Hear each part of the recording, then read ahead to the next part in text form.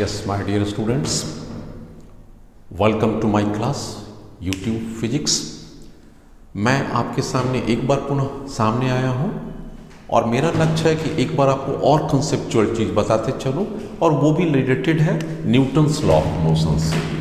तो मैं एक चीज़ यहाँ पर लिख दूँ, न्यूटन्स सेकेंड लॉ, उसी का एक्सटेंडेड फॉर्म है। यहाँ पर मैं क्या बताने की कोशिश करूँगा आपका कि what is A impulsive force, what is the impulse and lastly what is the impulse momentum theorem. तो आज हमारा तीन चीज पर फोकस रहेगा, what is A impulsive force, what is the impulse and impulse momentum theorem. चलिए मैं आपको इस बारे में बेहतरीन ढंग से समझाता हूँ। सपोज कीजिए आपके पास एक कोई रबड़ बॉल है, just think of a rubber ball and you throw this ball to the ground. आप क्या देखेंगे, ग्राउंड से टकराता है and it bounces back once again towards you.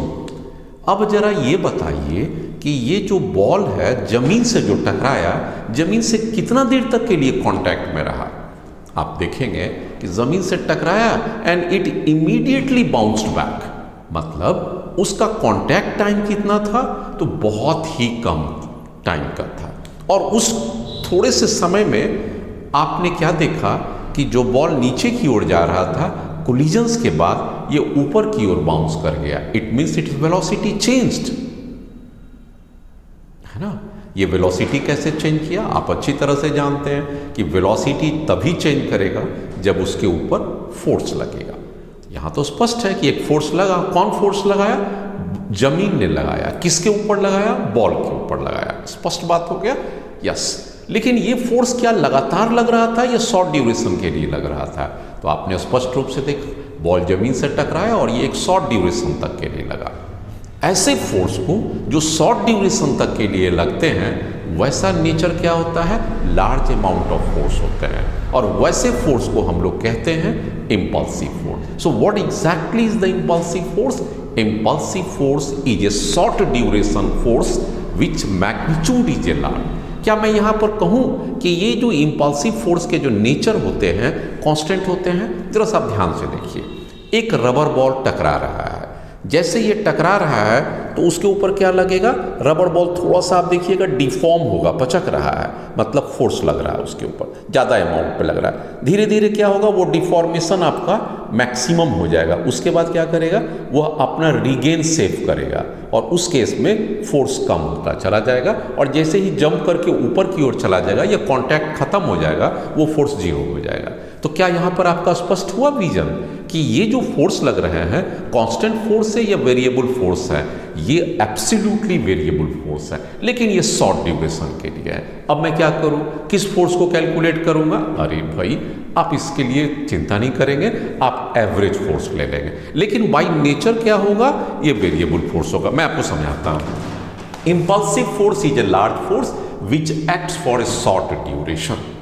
ठीक है, ग्राफिकल रिप्रेजेंटेशन इसको हम कैसे करके समझा सकते हैं? ये देखिए, late us suppose it is A time axis and this is the force है। आप अच्छी तरह से समझिए, ये फोर्स का नेचर कैसे होगा? ऐसे चला जाएगा। आपने देखा कि ये जो टाइम का ड्यूरेशन है, that interval is a very small time interval. Contact time ले लीजिए, टाइम इंटरवल और कॉन्टैक्ट टाइम इज स्मॉल। अगर आप ध्यान से देखिएगा मैग्नीट्यूड में, magnitude gradually increases to a maximum value and then ultimately it decreases to the zero value. तो दिस इज कॉल्ड मैक्सिमम और peak value. Here it is a zero and here it is zero. तो ये जो large force लगते हैं एक short duration में, ऐसे फोर्स को हम लोग इम्पल्सिव फोर्स कहते हैं। Okay, now Newton second law बहुत स्पष्ट बता चुका है। What is a force? Force is equal to change of linear momentum divided by change in time. That is the Newton second law.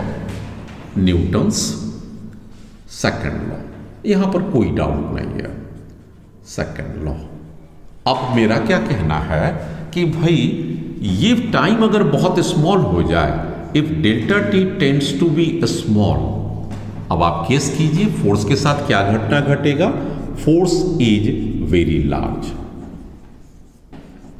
अब मैं यहां पर बता दूं कि ये फोर्स को आप जब भी कंसीडर कीजिएगा एवरेज फोर्स ही कंसीडर कीजिएगा, कभी कांस्टेंट नहीं ले सकते हैं। हाँ, एज्यूम करते हैं कि this force is a constant, लेकिन इस फोर्स का जो एवरेज फोर्स जो होगा, this force is a very large, क्योंकि टाइम टी है और डेल्टा पी भी है, चेंज ऑफ लीनियर मोमेंटम, चाहे वो जो भी कुछ हो, अगर टाइम टी स्मॉल होगा तो फोर्स सख्त या लार्ज होगा। Now this can be further written as this is force is called impulsive force. तो यहां पर स्पष्ट हो गया इंपल्सिव, इसको हम लोग क्या कह सकते हैं, इंपल्सिव फोर्स। अब यहां पर और ज्यादा इसे नहीं कुछ देखना है। अब हम आपको एक छोटा सा चीज दिखाते हैं, आप जरा सा उसे समझिएगा, क्वेश्चन आप समझाते हैं। सपोज कीजिए ए बॉल इज ड्रॉप्ड, जमीन से आया और ये बॉल ड्रॉप किया, इसकी वेलोसिटी आपने जमीन से टकराया, तो सपोज कीजिए ये 10 मीटर पर सेकेंड पर आया, ये बॉल का इस डायरेक्शन में 10 metre per second. Just after collision the balls bounce back and let us suppose it bounced back with the same speed 10 meter per second but opposite in direction. Let us consider ball का जो mass है 10 kg है, okay, and time of contact delta t I did consider 1 second, 0.1 second. Now what is the impulsive force? Force average impulsive क्या कहता है बच्चे लोग, change in linear momentum divided by change in time.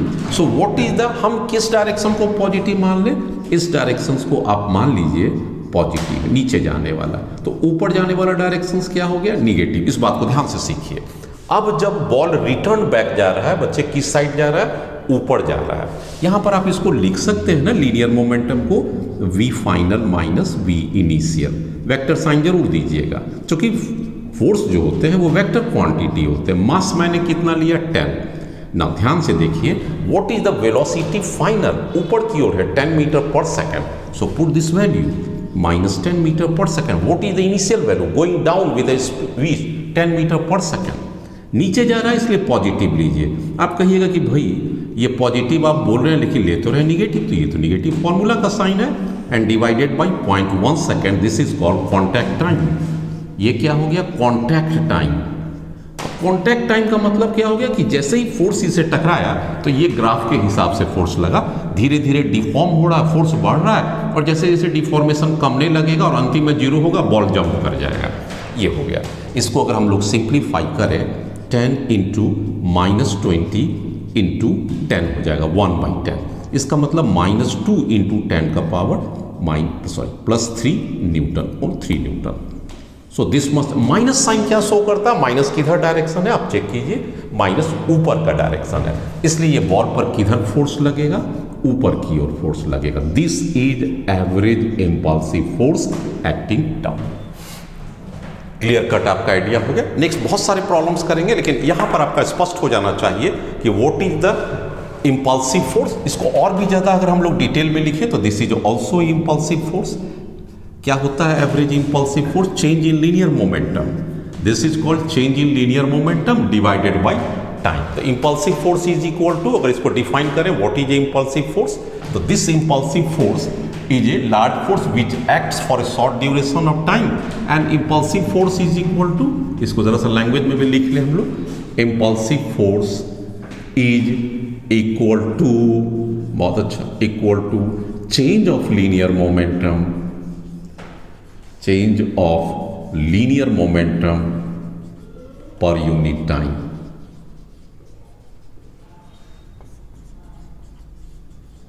अब आप समझ सकते हैं कि आपको इसमें कोई दिक्कत नहीं हुआ, आपने बेहतरीन ढंग से समझ। नेक्स्ट मैं आपको कुछ एग्जाम्पल्स बताता हूं, examples of a impulsive force. Very when collision takes place, किसी भी नेचर का कोलिजन हो, जैसे दो बॉल आपस में टकराता हो, एक बॉल जमीन से टकराता हो, एक बॉल को जमीन पर फेंकते हैं, किसी भी तरह का कोलिजन, आप कैच पकड़ते हैं तब भी हाथ से आपका बॉल का कोलिजन होता है। This way when collision takes place between two objects and there is a change in velocities or momentum, अब ये जो चेंज ऑफ वेलोसिटी और मोमेंटम होगा, दोनों का हो या एक का हो, उससे कोई मतलब, लेकिन किसी न किसी का चेंज होगा या दोनों का चेंज होगा मोमेंटम। ऐसे उस समय जो फोर्स लगेगा उस फोर्स को हम लोग क्या कहेंगे? इंपल्सिव फोर्स होगा। कब लग सकता है impulsive force? When A truck strikes A wall and stops. अगर कोई ट्रक है, दीवार से धक्का दिया तो क्या करेगा? दीवार उसका मोमेंटम को तुरंत रोक देगा। ट्रक जो आ रहा था फुल स्पीड से टकराया, वहीं रोक दिया। इसका मतलब है very heavy force strikes on a wall and wall also applies a very large force on a truck so that it gets stopped. Next है a footballer kicks a ball. अब आप सोचिए, आप मैदान में हैं और एक बॉल जमीन पर रखा हुआ, आपको किक करना है। जैसे ही आप किक करते हैं बॉल को, बॉल आपसे दूर, आपके पैर से दूर चला जाता है। तो कांटेक्ट टाइम क्या था? बहुत कम देर का था। तो उस समय जो आपने बॉल को जो मोमेंटम दिया, शुरू में वो 0 था और आपने उसके एक लार्ज वेलोसिटी दिया, it means you applied A momentum. और उस मोमेंटम के लिए कौन कॉज फोर्स हो जाएगा? इंपल्सिव फोर्स हो जाएगा। When we catch a ball, जब आपके पास बॉल आता है तो आप क्या करते हैं? उसे कैच कर लेते हैं। जैसे ही आप कैच करते हैं तो उसके स्पीड को आपने 0 कर दिया, दैट मीन्स अप्लाइज 0। आप ये भी देखते होंगे ना, जब आप बॉल को कैच करते हैं हाथ को नीचे ले जाते हैं, आप हाथ को नीचे ले जाते हैं तो क्या होता है? कॉन्टैक्ट टाइम बढ़ जाता है। और याद कीजिए, जैसे ही कॉन्टैक्ट टाइम बढ़ेगा इंपल्सिव फोर्स क्या हो जाएगा? शॉर्ट हो जाएगा। क्योंकि इंपल्सिव फोर्स के बारे में मैं मिटा दिया, इसको एक बार फिर से चेक कर लीजिए। This is delta P and delta T।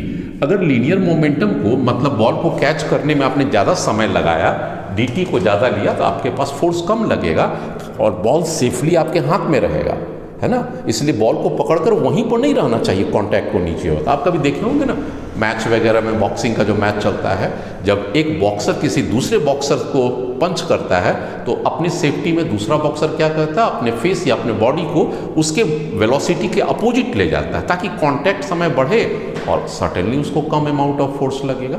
Clear cut हो गया। तीसरा एग्जाम्पल हम देख सकते हैं, when we hit a wall by a ball. जब एक बॉल को लेते हैं और दीवार पर मारते हैं और बॉल बाउंस बैक करता है या उसी के सट के नीचे गिर जाता है, दोनों ही केस में बॉल के मोमेंटम को आपने चेंज कर दिया। जैसे ही मोमेंटम को चेंज कर लिया, आप देख सकते हैं देयर इज ए फोर्स। कौन सी फोर्स आ जाएंगे? इंपल्सिव फोर्स आ जाएंगे। व्हेन 2 बॉल्स स्ट्राइक, 2 बॉल्स भी स्ट्राइक करेगा तो दोनों के मोमेंटम में चेंज आ जाएगा और certainly we apply a force, क्योंकि टकराने के बाद वो सेपरेट हो जाएगा, मतलब है short duration force. When A Q strikes A billiard ball, आप देखते होंगे बिलियर्ड बॉल को लोग क्या करते हैं? एक छोटा सा रॉड टाइप का रहता है, उसे स्ट्राइक करते हैं। स्ट्राइक करने के बाद क्या होता है? उसको वेरी शॉर्ट ड्यूरेशन तक के लिए टच कराते हैं और एक फोर्स अप्लाई कराते हैं, उसके वेलोसिटी में परिवर्तन आ जाता है। So these are the examples. Next, yes, अब मैं बात आपके सामने करता हूं व्हाट इज ए इंपल्स। आपने देखा होगा न्यूटन्स के सेकंड लॉ में कि force applied equal to change of linear momentum per unit time. Now if force is a multiplied with a small interval of time, then there is a new physical quantity and this new physical quantity is called impulse. So what exactly is the impulse? Impulse is a nothing but product of the impulsive force and time for which it remain in contact. So there is the definitions. What is the impulse? यहाँ पर आप देख सकते हैं, impulsive force equal to change of linear momentum per unit time, cross multiplication मैंने किया, FAV average into dt that must be equal to change of linear momentum. This physical quantity impulse किसे कहते हैं? वेक्टर J के द्वारा हम लोग करते हैं इसको नोटिफाइड, और इसको कहते हैं product of the average force and the time for which it remain in contact. So what is the impulse? अगर मैं इंपल्स की डेफिनेशंस की बात करूं, इंपल्स इज प्रोडक्ट, बिगिस कीजिए, मैं क्या कहूंगा? Product of F average and a small interval of time, a small interval, yeah, small time for which it remain in contact.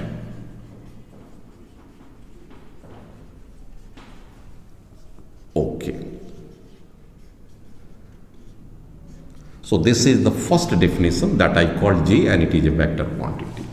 दूसरे इसका फॉर्मेट में क्या आप कह सकते हैं? आप देख सकते हैं एक और भी फॉर्मेट आ गया, J is also equal to change in linear momentum. So impulse J vector quantity is also change of linear momentum, change of linear momentum यहां पर स्पष्ट हो गया।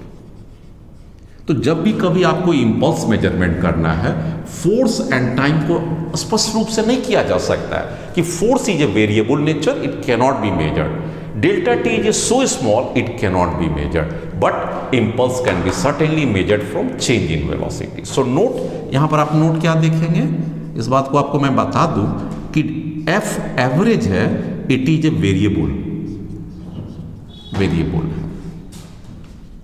है एंड cannot be measured.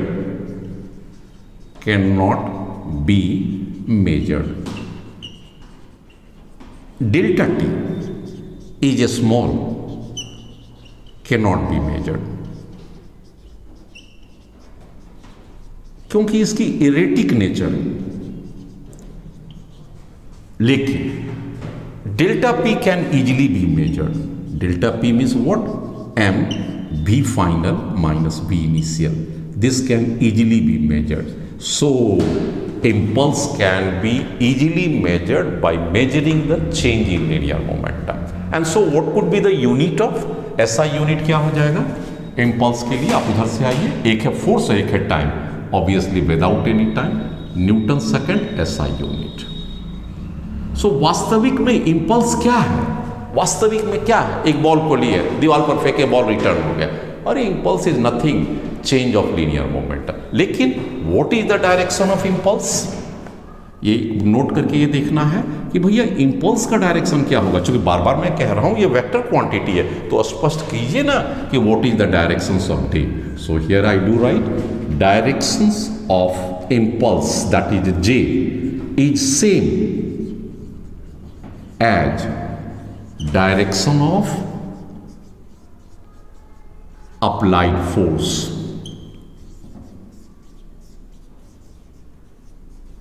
अब जिधर अप्लाइड फोर्स लग रहा होगा उधर ही आप समझ लीजिएगा अप्लाइड फोर्स का मतलब इंपल्सिव फोर्स। तो जे का डायरेक्शन सेम है, जे मतलब इंपल्स। भाई इंपल्स का डायरेक्शन सेम है जो कि अप्लाइड फोर्स का डायरेक्शन। मैं समझा दूं इससे? यस। देखिए, आपको एक बॉल को लीजिए, देखिएगा ध्यान से, आपको मैं बता रहा हूं। एक बॉल को लीजिए, जमीन पर गिरा दीजिए। अब भाई बॉल जमीन पर गिरा, बॉल पर किधर फोर्स लगा? यहां से देखिए, बॉल पर इधर फोर्स लगा। सो यही डायरेक्शन जे का है और यही डायरेक्शन एफ ए भी का है। कौन सी डायरेक्शन की बात कर रहे हैं? ऊपर। कब? जब ये बॉल जमीन पर गिरा भी से, और यहां पर है u इक्वल टू 0। तो जैसे ही टकराया, बॉल पर किधर फोर्स लगाया? ऊपर। वही इंपल्स है, वही उसकी फोर्स की डायरेक्शन। एक और चेक कीजिएगा, चेक कीजिए, मैं आपको चेक कराता हूं। सपोज कीजिए ये ग्राउंड है, एक बॉल को मैंने इधर फेंका और बॉल इधर चला गया। Okay, very fine. अब यहां से सोचिए कि भाई बॉल पर किधर फोर्स लग रहा होगा? एक बॉल इधर से, ये बॉल था आपका और ये बॉल है, बॉल इधर आया और इधर चला गया। बॉल की डायरेक्शन सर्टेनली किधर होगा? फोर्स किधर लगा? इस साइड लगा, बॉल के ऊपर। क्यों? क्योंकि ये भी था और उसी भी स्पीड से चला गया। ये जितना एंगल थीटा था, मैं उतना ही एंगल इसे भी दे रहा हूं। अब क्या हो जाएगा भाई कि इस डायरेक्शन में कोई वेलोसिटी चेंज नहीं करेगा, इस डायरेक्शन में। क्यों? मैं ये भी बता देता हूं, ये भी साइन थीटा हो जाएगा और ये भी साइन थीटा हो गया। तो क्या चेंज इन वेलोसिटी इस डायरेक्शन में होगा कंपोनेंट का? आप कहिएगा नहीं होगा। इस डायरेक्शन में सर्टेनली होगा। कैसे? देखिए, ये वेलोसिटी इधर जा रहा है, इधर क्या हो जाएगा? v cos थीटा, और ये क्या हो गया? v sin theta. इसमें क्या हो जाएगा बच्चा? ये वेलोसिटी जा रहा है ना, तो इसके दो कंपोनेंट हो जाएंगे। ये थीटा है तो ऑब्वियसली ये थीटा है, तो ये v cos थीटा, और ये क्या हो जाएगा? v sin theta. अब आप ध्यान से देखिए, ये v sin थीटा बॉल ऊपर अभी भी जा रहा था और इनिशियल स्टेज में भी। तो what is the change of linear momentum in a y direction? 0. What is the change of linear momentum in x direction? Yes, 2mv cos theta हो जाए। इसका मतलब हो गया बॉल पर फोर्स किधर लग रहा होगा? इस साइड से लग रहा होगा। This is the impulsive force या एवरेज फोर्स। तो बॉल पर लीनियर मोमेंटम भी किधर लग रहा होगा? सर्टेनली उसी के डायरेक्शन में लग रहा होगा। ये स्पष्ट हो गया कि भाई लीनियर मोमेंटम का किधर डायरेक्शन होगा?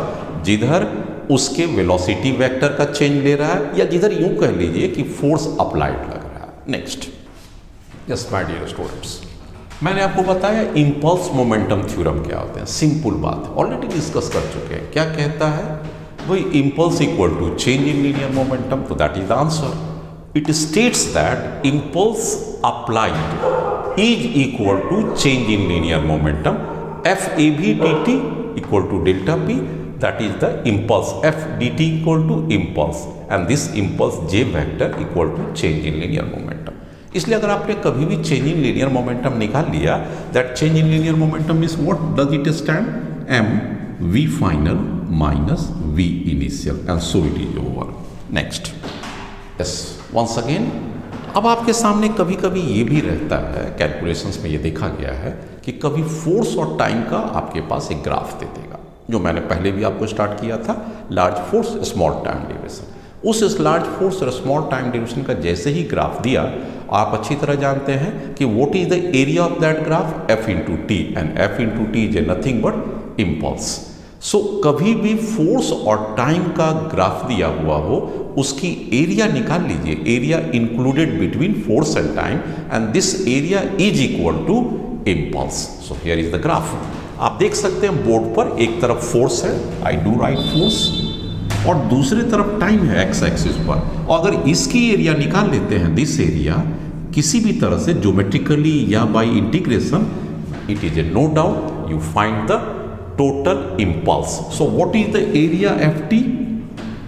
Area of F T is equal to J impulse. That is the very important,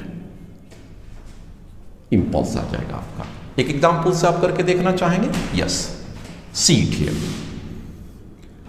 मैं आपको एक छोटा सा एग्जांपल देता हूं। This is a variable force, let us suppose it is 100 newton. Okay, यहां पर 100 न्यूटन है, यहां पर का time t equal to 0.2 second मैं आपको देता हूं। Let us suppose it is a 0 and so force is also 0। Mass let us suppose 10 kg। Question क्या कहता है? क्वेश्चन में एक मास पर एक फोर्स एक्ट कर रहा है 100 न्यूटन, जो लीनियरली डिक्रीज करते हुए 0 हो जाता है, and time t equal to 0.2 second. Okay, अगर मैं इसमें दूं कि इनिशियल वेलोसिटी आपका 0 है, that is 0, what is the velocity final? कितना होगा after time t equal to 0.2 second, and this 0.2 second is what? Time of contact. आपके पास ये dt दिया हुआ है, दैट इज 0.2 सेकेंड है। क्या करेंगे? आपका क्या निकालने के लिए कह रहे हैं? Final velocity. आपसे पूछा किया गया फाइनल वेलोसिटी। आपके पास हिंट है ना, इंपल्स इक्वल टू क्या होता है? जे। तो जे का एरिया हो जाएगा एफ टी। तो सबसे पहले आइए J, what is the J? मैं आपको कई बार कह चुका हूं, impulse, and impulse equal to nothing but change in linear momentum. बेहतरीन है। What is the J?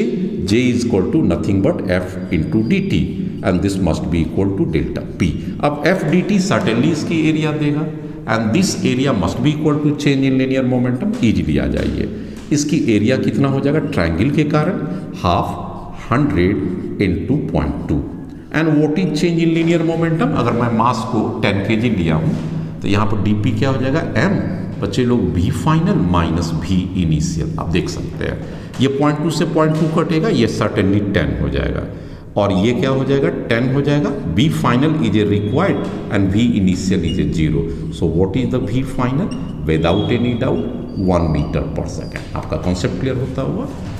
Next, yes my dear student, आप देखिए यहाँ पर एक न्यूमेरिकल्स मैं आपके सामने लेके आ रहा हूँ इम्पल्स के ऊपर। ये f और टाइम का ग्राफ दिया हुआ है, and this is the sinusoidally varying graph है। साइनोसाइडली वेरिंग है,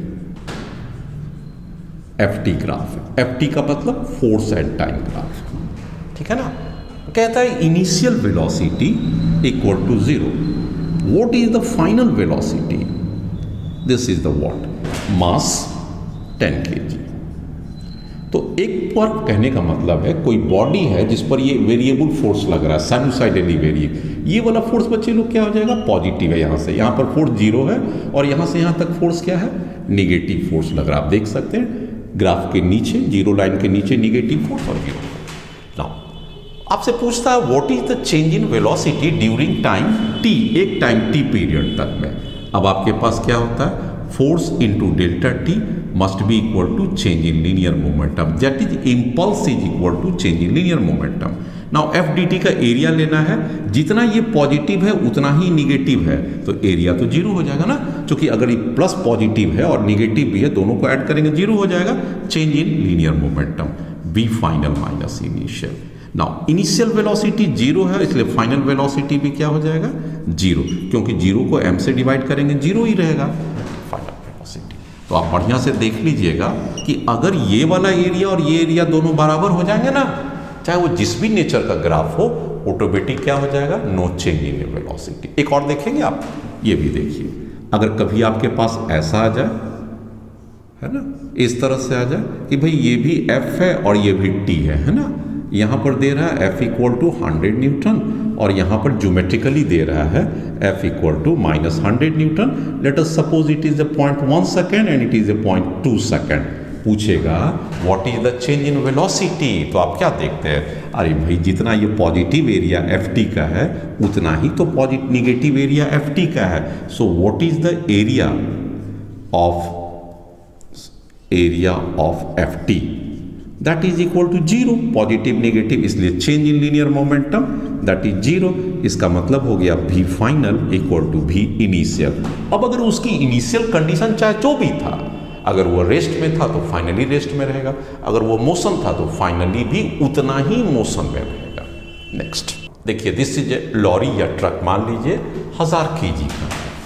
now it is a moving with certain velocity along x direction, ये x direction, x positive direction, और सामने में एक वर्टिकल वॉल है, ओके वर्टिकल, और ये रिजिड वर्टिकल वॉल है, इससे टकराएगा ट्रक आफ्टर कोलिजन हुआ, आफ्टर कोलिजन, किससे कोलिजन हुआ बच्चे लोग, विथ वॉल,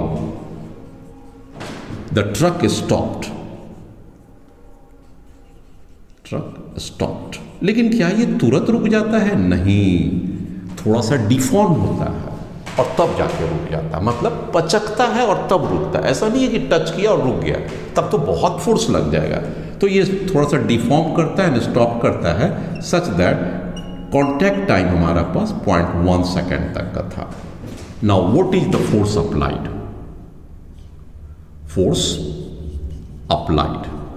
किसके ऊपर फोर्स लगा, ऑन ट्रक, किसने लगाया, बाई वॉल, ये निकालना रहेगा। और दूसरा पूछ सकता है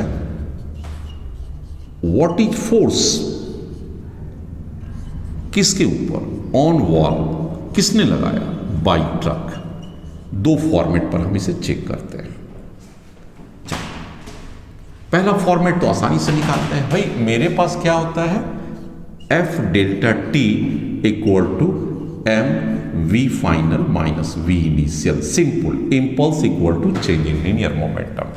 अब बच्चे लोग आपके पास कितना फोर्स निकाला वही तो निकालना है, तो ठीक बात है, डेल्टा टी का टाइमिंग तो आपके पास दिया हुआ ना 0.1 सेकेंड है, मास आपके पास 1000 kg है, v फाइनली जीरो हो चुका है ना, तो v जीरो कीजिए और v इनिशियली कितना है, 2 metre per second. This put it, now it's calculate कर ले तो कितना आ जाएगा, F इक्वल टू 2000 और एक 10, मतलब 2 into 10⁴ newton with negative sign. अच्छी बात है, आप जरा से इसको एनालाइज कीजिए फिगर से।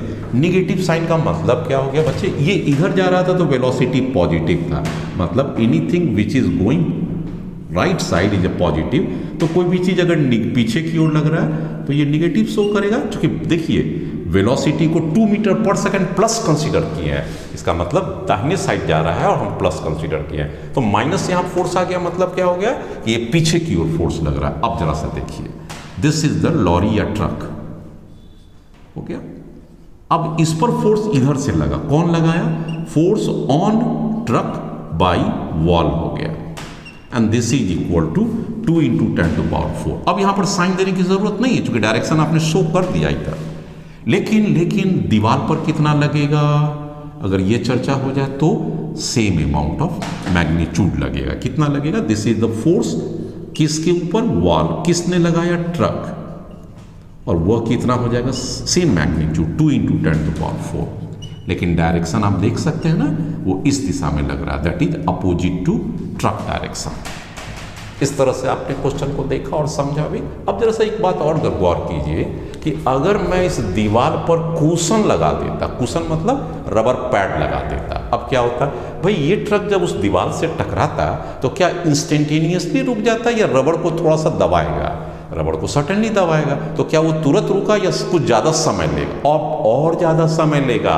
तो जैसे ही ये ज़्यादा समय लेगा तो ये यहाँ पर ज़्यादा आ जाएगा ना, और ये ज़्यादा आने का मतलब क्या हो जाएगा, 0.1 के बदला हो सकता है वो 1 सेकेंड, 2 सेकेंड, 3 सेकेंड कुछ भी हो सकता है। तो फोर्स क्या होगा, कम से भी कम हो जाएगा। इसलिए अगर दीवार की सेफ्टी चाहिए रबड़ पैड लगा देते हैं, या यूं कहिए कि ट्रक की भी सेफ्टी चाहिए तो रबर पैड पर लगाते हैं। अगर मान लीजिए रबर पैड को हटा के स्प्रिंग लगा देते तो क्या होता, सेम चीज होता ना। अब भाई स्प्रिंग को दबाएगा तो थोड़ी तुरंत रुक जाएगा, क्या करेगा, स्प्रिंग दबेगा, थोड़ा दबेगा, थोड़ा दबेगा, मतलब धीरे धीरे क्या होगा, फोर्स बढ़ता चला जाएगा। स्प्रिंग फोर्स kx के बराबर होता है, और जिस समय वो रुकेगा और फिर क्या करेगा, धीरे धीरे पुनः उसी पोजीशन पर आ जाएगा।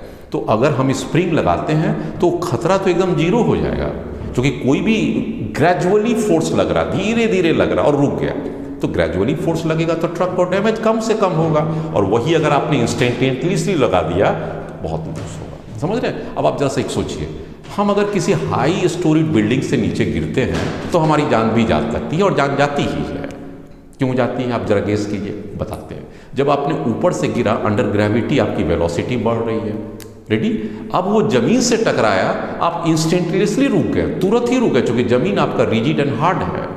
और अगर आपने तुरंत रुक गए तो चेंज ऑफ लीनियर मोमेंटम क्या हो गया, बहुत ज़्यादा, क्योंकि वेलोसिटी आपका लगातार बढ़ रहा था और कांटेक्ट टाइम तो एकदम से कम है। फोर्स कितना हो जाएगा, बहुत बहुत ज़्यादा हो जाएगा। और उतना फोर्स अगर आदमी को लगेगा तो कोलैप्स करेगा या वो डेड भी हो सकता है। आप समझ रहे हैं ना कि जितना ज़्यादा ऊंचाई से कूदिएगा उतना हमारे लिए फैटल होते जा रहा है। क्यों? क्योंकि वेलोसिटी लगातार बढ़ रहा है, और एकाएक जमीन से टकराएगा उतना ज़्यादा चेंज ऑफ लीनियर मोमेंटम हो जाएगा, क्योंकि आपकी वेलोसिटी तो बहुत हाई है।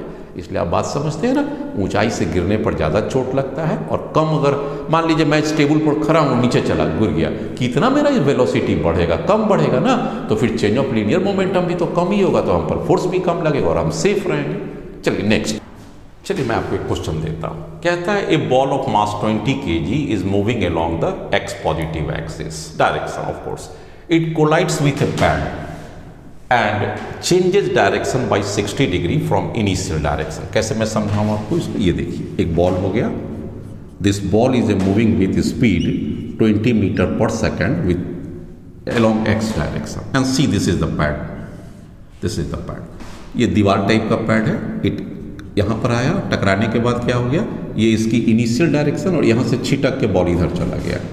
आप देख सकते हैं, this is the movement of A ball, इस साइड जाता हुआ, यही बॉल है, चला गया। अब की बार क्या कहता है, इसकी स्पीड बच्चे लोग 10 मीटर पर सेकेंड हो गया, और अपने ओरिजिनल डायरेक्शन से कितना सही रिटर्न हो गया, दिस इज 60 डिग्री हो गया। ये डायरेक्शन हो गया, और ये पहले का डायरेक्शन था। कहा अब हमको इम्पल्स बताइए, ये क्या है, PQ पैड है, PQ इज द पैड। अब आपको इम्पल्स भी बताना और इम्पल्स की डायरेक्शंस भी बताना है। मैं समझता हूं कि आप बड़े आराम से बता सकते हैं, ठीक है।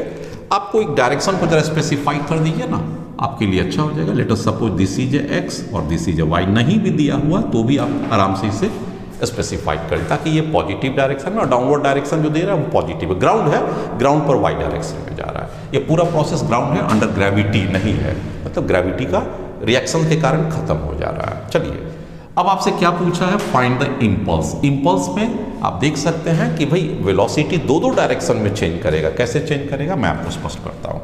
यहाँ पर वेलोसिटी का डायरेक्शन किधर है, सिर्फ एक तरफ है, और वह कितना है, 20 मीटर पर सेकेंड अलोंग आई डायरेक्शन। यहाँ तक कोई दिक्कत नहीं है। अब भाई ये जो वेलोसिटी हो गया, इसके दो कंपोनेंट हो जाएंगे। ये जो 10 मीटर पर सेकेंड है, इसके एक कंपोनेंट इधर हो जाएगा ना, ये 60 डिग्री है, तो बच्चे बताइए क्या हो जाएगा, 10 cos 60 डिग्री, बेहतर। और ये वाला बच्चा क्या हो जाएगा, 10 sin 60 डिग्री। यहाँ तो किसी को मन में कोई डाउट हो ही नहीं सकता है, दिस इज 60 डिग्री। तो अब ये दो डायरेक्शन में चेंज किया, जा रहा था इधर, कुछ इधर चला गया और इधर चला गया।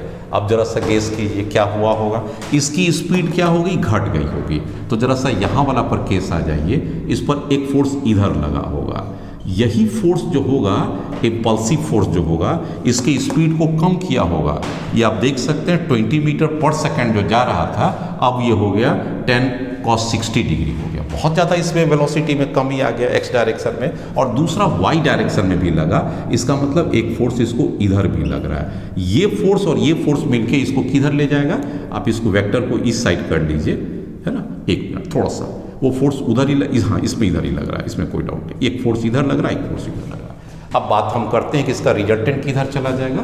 तो एक फोर्स इधर है तो इसको आप इस साइड ट्रांसफर कर दीजिए, इस फोर्स को मैंने इस साइड ट्रांसफर कर दिया, इसका रिजल्टेंट किधर जाएगा, ये हो जाएगा। ये फोर्स कौन सा लगेगा, Fx, ये कौन सा लगेगा, Fy, और ये हो जाएगा F इम्पल्सिव फोर्स, ये फोर्स। अब इसको हम बेहतर ढंग से समझाएंगे, आप कोई टेंशन नहीं लीजिए, आपको बहुत इजी वे में समझाएंगे। कैसे, आइए। What is the impulse, what is the impulse क्या होता है जी, किसी को कोई डाउट नहीं होगा। Change of linear momentum mv final minus v initial. लेकिन आप अच्छी तरह जानते हैं कि इम्पल्स तो वेक्टर क्वांटिटी है, तो जरा डायरेक्शन पर गौर कीजिएगा। m कितना है, किस डायरेक्शन की बात कर रहे हैं, x डायरेक्शन पर, x डायरेक्शन, तो ये फाइनल भी x हो जाएगा और इनिशियल भी x। मास कितना है, एज पर द क्वेश्चन, मास मैंने शायद स्पेसिफाइड किया, मास, यस, मास नहीं क्या किया, तो मास आप ले लीजिए 10 kg, मास को हम लोग 10 kg ले लेते हैं, स्पेसिफाइड नहीं किया, अभी कर दिए 10 kg हो गया, कोई बात नहीं है 10। What is the v final x direction में, ये आप देखिए x डायरेक्शन का v फाइनल वेलोसिटी कोलिजन के बाद का है ना, इसके कंपोनेंट x डायरेक्ट 10 cos 60, तो v फाइनल 10 cos 60 मतलब क्या हो जाएगा 10, और cos 60 का मतलब half. What is the v initial, आप देखिए रहे ये 20 मीटर से जा रहा है। अब दोनों का डायरेक्शन किधर है, वो भी उस साइड है पॉजिटिव और ये भी पॉजिटिव है, तो v फाइनल भी पॉजिटिव और v इनिशियल भी पॉजिटिव, ये दोनों कट के कितना हो जाएगा 5 हो जाएगा, तो मेरे पास 10 × 15 आ जाएगा, यस, -15 रेदर, -15। इसको हम लोग क्या लिख सकते हैं 150 न्यूटन। ये क्या लग रहा है, jx लग रहा है, किस डायरेक्शन में, माइनस डायरेक्शन शो क्या कर रहा है कि this is nothing but -i direction. देखिए आप जिस डायरेक्शन में फोर्स लगा उसी डायरेक्शन में jx भी लगेगा, ये तो मैं आपको पहले क्लियर कर दिया हूँ। तो ये देखिए आपको पीछे में लगा, ये बॉल पर इधर गया, चलिए बेहतर है।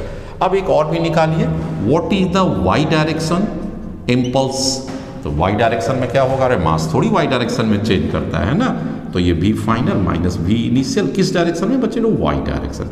व्हाट इज m, मैंने तो पहले से ही दे रखा है m 10 kg।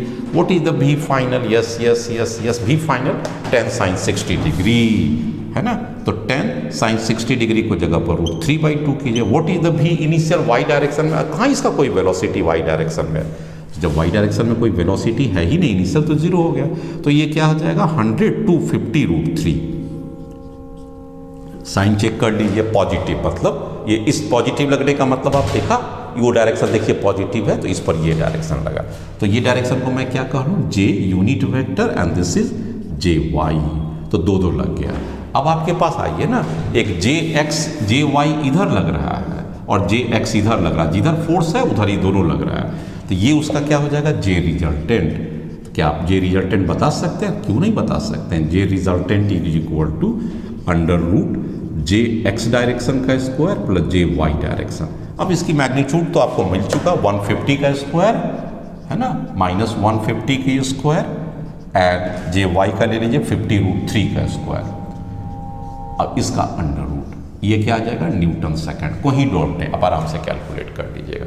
और पूछेगा कि भाई हमको लगे हाथ ये भी बता दीजिए कि वो डायरेक्शन कितना हुआ इसका अल्फा, तो tan अल्फा कितना हो जाएगा, आप सभी लोग जानते हैं वेक्टर के हिसाब से tan अल्फा ये y कंपोनेंट हो जाएगा, y कितना है 50 √3 divided by x component, x component इसका कितना है 150, तो ये 50 से ये कटेगा 3 और इसका मतलब हो जाएगा 1/√3 tan अल्फा, इसलिए अल्फा की वैल्यू कितना आ जाएगा tan इनवर्स √3।